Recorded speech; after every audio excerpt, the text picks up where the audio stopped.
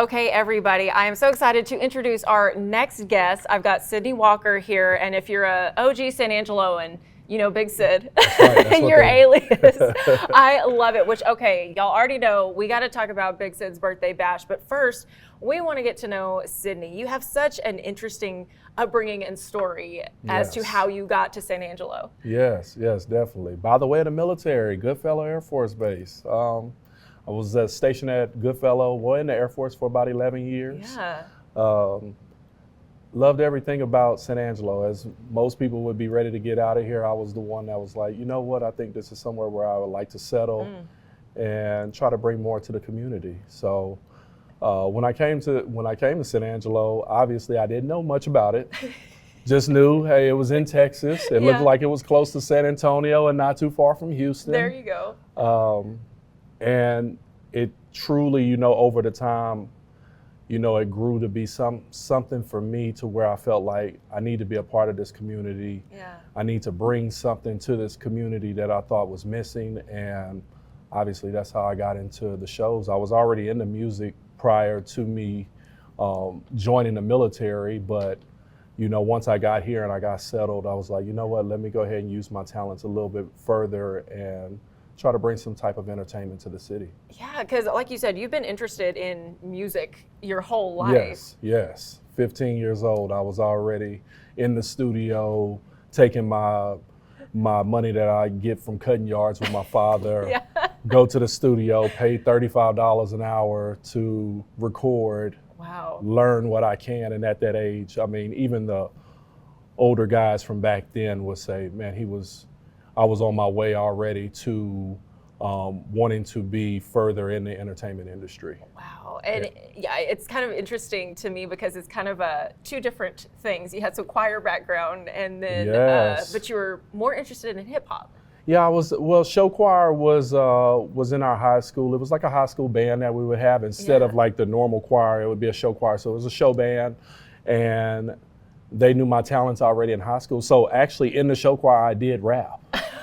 And I was doing original music at that time. Wow. So even back then, I was already into the entertainment industry. I was on a regional artist project prior to me getting out of high school. And Big Sid started then. It truly started in high school. And I was already writing music in junior high at that time. But the show choir is what really helped me out. I started performing with a live band and going to different places, Capitol and Baton Rouge, several other areas there where we performed. And here you go, you got this 16, 17-year-old kid, and he's about to just bust around real fast for us. I love it, but it had to be school appropriate, right? And it was great. I remember one time the teacher found like I had an Outkast cassette. I was a huge Outkast fan. And I put the cassette on top of like the radio at the time. And I remember he came in, and this is back then when they would have the lyrics inside of it. Yes. So he was like, what is this? Who wrote these lyrics? And this is the type of music y'all listen to. And now they're in the Rock and Roll Hall of Fame. I'm just like, you're like, I knew before. Hey, you can't, yeah. I knew good taste. Trust me, that was great taste right there. But I was already ready to go to the military as well. I was always mentally prepared to go to the military. I'd signed up a year in advance. My father was heavy on making sure that I had the skills that I needed outside of what I wanted to do in music. But hey, go do something else for yourself too as well, just so you had a backup plan if the music industry doesn't work out for you. And so I went with that. In the military, I was a 4AO. I worked as an airman in front at the Goodfellow Clinic, and I enjoyed it. I enjoyed get to know different people from all over the country. That was one of the biggest things that I truly enjoyed and missed with the military, is just getting the chance to know different people and how their upbringings and everything else about them. Yeah. Oh my goodness, that is so awesome. And then you've always been a multitasker. Yes. Every time I see you, you're out and about. You're doing like 15 different things, but you've always been that way because you actually started Big Sid's Birthday Bash there while you were in the military. While I was in the military. Yeah. Before that time frame, I was still putting out music. I put out my first project when I was 19, 20 years old. At that point, when I was here in San Angelo, I'm like, well, how am I going to promote and market the music side of me? And so they had a store that was in town called Throat Music. That was an independent mixtape store. Yeah. I would go over there, and I would, on my off time, I would go and try to meet as many people as I can. And from that point, something triggered, hey, why don't you bring some of these artists who have their mixtapes and albums in this store? And so had to get some funding. Yeah. You know, that was one of the biggest pieces. I definitely had to get some funding. Always. And the Big Sid birthday bash, the first one ended up being at Candyland, and I didn't know anything about promotions. I think I had through a couple of club events prior to that, but actually the birthday bash was really like my takeoff point with throwing concerts and events. From that point, led to a second birthday bash. It did so-so. Still learning. Yeah. I'm still learning. Third birthday bash happens. By the fourth birthday bash, it was a sellout event. We were at Wild Rose at that time, and that event told me, like, hey, keep going. Yeah. And from that point, that's when we moved over to the River Stage. Actually, the fire marshal came over to the club and was like, it's like, hey, you gotta go. Yeah. Nice crowd, but never again here. Yeah. So we then moved over to the River Stage and started the summer bashes, and that's really when the Big Sid birthday bash took off from that point. Yeah. There was people that were coming in from Abilene, Odessa, Midland, Austin, all the way from Houston. And I still get people that'll reach out to me, or I'll see comments from people and they'll be like, y'all remember San Angelo when they had the Big Sid birthday bash? And they don't even know me, but you know, it's a great feeling to have to where I know that we made an impact. And I say we because it just wasn't me. There was other folks that were in the military as well who helped develop this brand, and I truly appreciate them because they were all in the military. They were all also looking for something to do. Yeah. And they took it upon themselves to be a part of what I was trying to do. And I appreciate them because they're the ones who really molded me into where I am right now. Wow, that is amazing. Okay, everybody, there's so much more to Big Sid's story. We do have to take a quick break, but we'll be right back after this.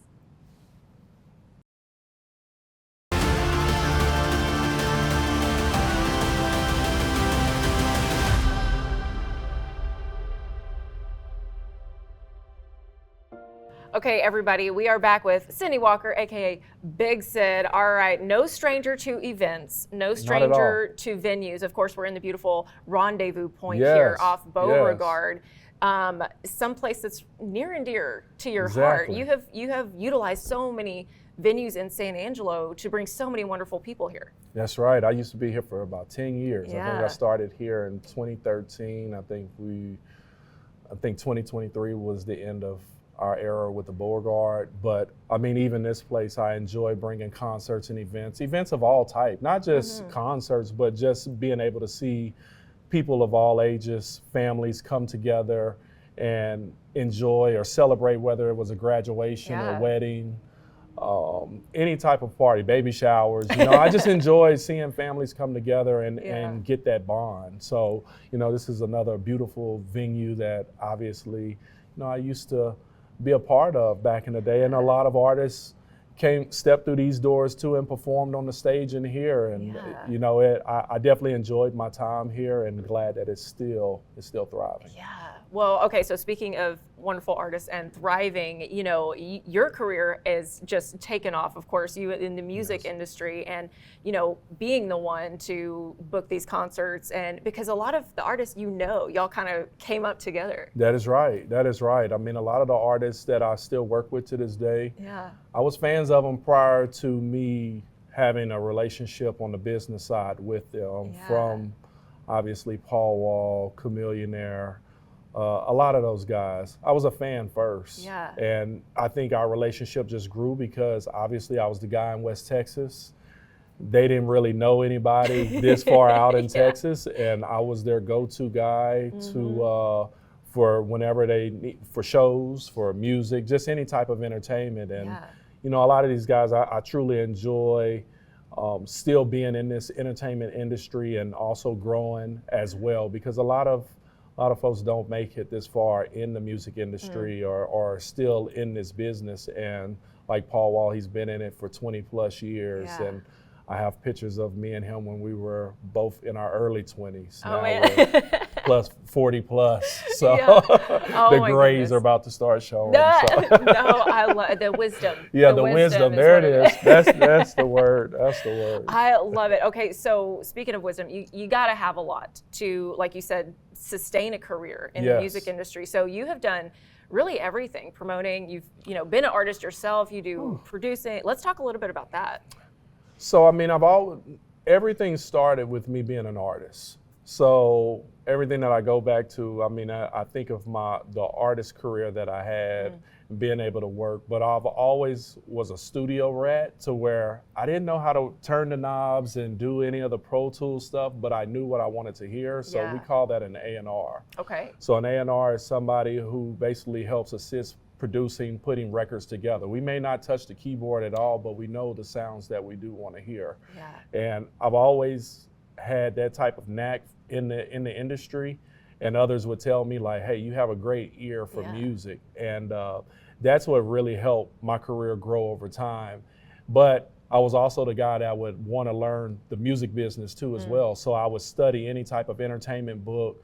I would study the notes of who was the engineer, who produced this track, who was doing management. Yeah. And so with that background as well, having the artist, I always fought whether I want to be the artist or did I want to be on the business side.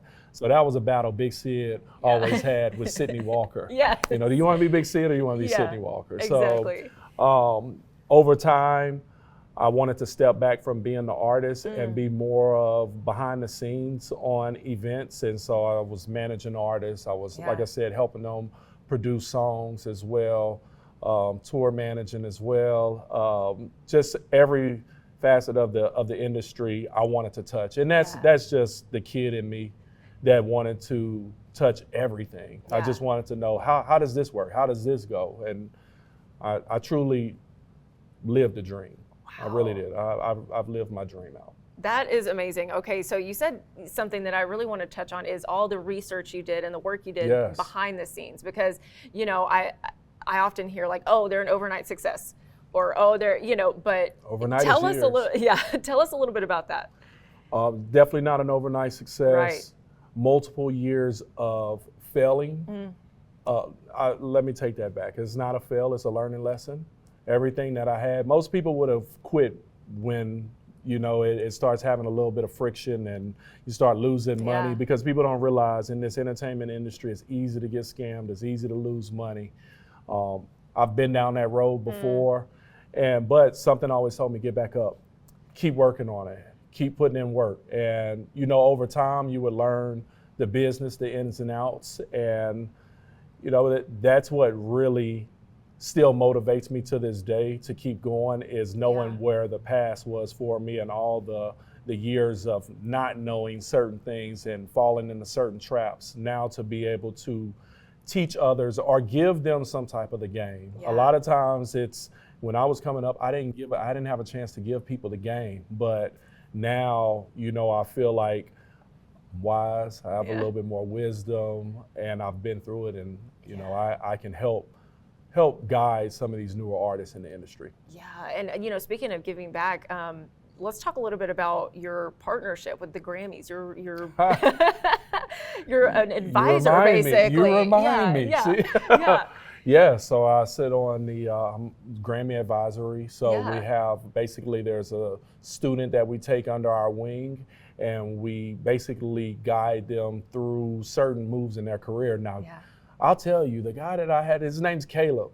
Caleb's a great guy. He actually works for the Grammy chapter. He moved from Dallas, and he was already had his career going, and he was like, you know what, I'm gonna go to Los Angeles. I'm actually gonna work for the Grammys. Wow. And so he inspired me as well. I'm like, tell me what you know as well. Like, I know some things, but let me know what you know. And that's another thing that I truly enjoy, is watching these up and coming business professionals or students of the game right now, and them developing a career. Wow.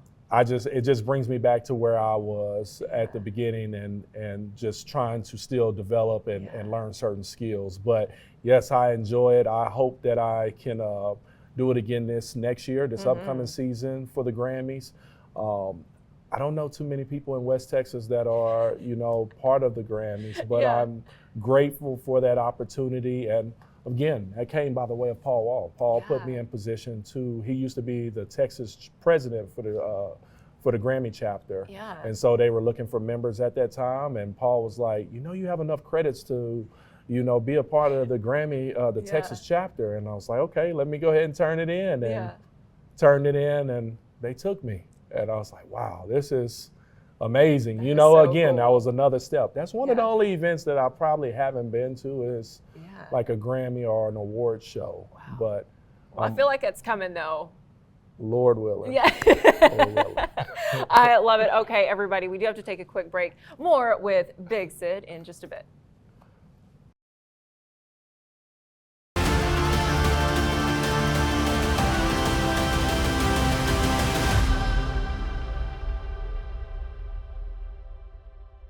Okay, everybody, we are back with Sidney Walker, AKA Big Sid. We've talked about, kind of the merging of those two, really the best of both worlds. So I would love to know, looking back on your career at this point, what are some of the moments that stand out to you? Ooh. I know it's tough. Stand out to me. One of the key moments that truly still stands out to me is when I was in the military. I had the opportunity to go to Georgia. I believe it was Robins Air Force Base. And I always wanted to go to Atlanta. I wanted to be close to Atlanta because I felt like that was going to be the next mecca for the hip hop industry, which it did become. Right. But my bashes were taken off.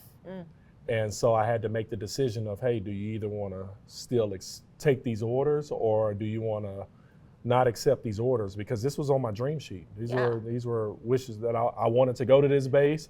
I chose it. I actually got it. But now the bashes are taken off. I had to basically revert and say, you know what? I'm going to stay here in San Angelo. And while that set of friends ended up moving on, I still had to stay here and grow this brand that I still wanted to, I still had a vision for. Yeah. It's one of the things that still stands out to me because I feel like if I never would have did that, my whole story would have been different. Yeah. Everything would have changed. I may have not even still been in the entertainment industry, but I stuck with it. One of the other things that's a highlight is obviously Snoop coming to San Angelo. That's about to make 10 years old in August. Wow. When Snoop came, that was huge, just to have that conversation and hey, you can be the first to bring him to I don't think Snoop has been to a small city like San Angelo at all. And we did that with 3 weeks and the amount of the support that it had. We did it on I will never forget. We did it on a Monday. School was opening that same day. Who goes to a venue or a concert on a Monday? On a school night. The first day of school. But, that concert worked out for us. It was a sellout event. That one stands out. Also, my first concert at the River Stage, being on that stage was different because that then took a different team for me and a lot more marketing and promotions, and it was just another level for us. Those are the moments that stand out, and plus actually starting to work for the city at that point in time, being hired as the events manager for the city. I think that was a special moment just in life for me, going from the military, being known as, obviously Big Sid the rapper, to showing them the other side of me of, a lot of people didn't realize that I was in the military and did as many years that I did. So getting hired by the city at that point in time was like, wait, doesn't this guy rap? Like, what is it like? Like, I didn't go to school or anything else, but, that was one of those to where I felt like I had to show who I was, the other side of me. I had to start really presenting who Sidney Walker is, Hey, forget the Big Sid side of me. I mean, that is a part of my life, but, get to learn who Sidney Walker is. And sometimes I just wish people would, you know, give me a Yeah. little bit more at Sidney Walker. I've got degrees, Yeah. certifications, you Yeah. know, everything across the board. But that was one of the defining moments in my life is when I got the call that, you know, will I work for the city as a civic events manager? Because I had already worked with majority of that staff at the time through my birthday bashes. Right. So now they're like, Big Sid's gonna be working. Yeah, he's not my boss. Like, He's what? gonna be the boss. I love that. Okay, so important question. Could we possibly merge the two to get a rap about San Angelo? You know, I think at one time when Anthony Wilson was here, he was trying to get me to, That is too funny. you know, do some version of a rap that goes. I haven't wrote a song in years. Well, wrote a complete rhyme in years. I don't know if I'm sure I can still do it. It's still there somewhere. I just have to dig it out somewhere. Yeah, But somewhere. you know what? So maybe at some point that may come out. Maybe. I love it. I love it. Okay, so I love what you said about, you know, you kind of had to change your identity, really, you know, for people to see you in a different light. So what would you tell somebody who is kind of at that crossroads of, you know, do I take the orders to Atlanta, or do I stay here, or do I go with this identity or that identity? Go with your heart. Go with what's in your heart and stay consistent. I think consistency helped me out. Respect. Yeah. I know that anytime I had conversations with anybody outside that didn't know that I was in the military, once I told them I was in the military, they was like, I could see it in you. Yeah. You know, I think my father raised me into making sure that I had the proper tools to be able to go out into the world and be successful. But I think telling others that no matter what, just believe in yourself. It's all in your heart, you know. And also, I write down my goals.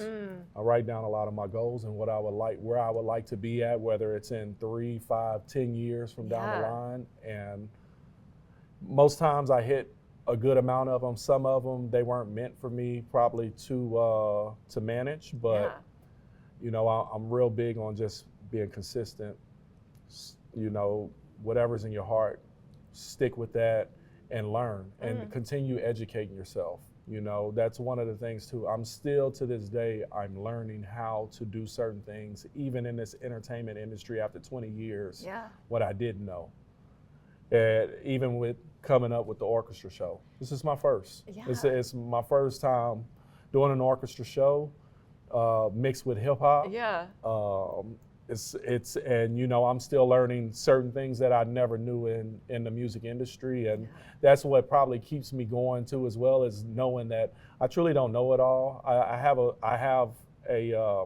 know a good amount, a fair share of things in the industry, but there are things that I'm still trying to learn, and those keep me motivated to keep going and continue. Wow, oh my goodness, such great advice. We just had a, I don't know, business masterclass here from Sidney. Okay, so any final thoughts or messages, advice for, you know, a young Sidney out there looking up to you and saying, how do I do it? Just stay, like I said, stay consistent, stay a student of the game. It's all about respect too as well. Relationships are key. That's a big one. A lot of the relationships that I started back in 2003, 2004 or 5, I still have relationships with them, and they're still in the industry, and you never know when somebody either needs to make that call or you need to make a call to somebody. Be mindful. You know, I'm real big on making sure that my relationships stay intact. And that, because again, you just never know who you're going to run into. Everywhere that I've gotten in this industry or have had a chance to be a part of, that came by the way of somebody else knowing about Sid. It didn't come just solely from Sid. Somebody mentioned my name, put me in a position to where I was able to, you know, break ground at that point. And so just stay a student of the game. Really about building each other up. That's really. it. That's all it's about. Yeah, I love it. Well, Sidney, thank you so much for talking to us. Thank you. Thank you so much. Of course. All right, folks, that'll do it for this episode of Straight Talk with Senora Scott.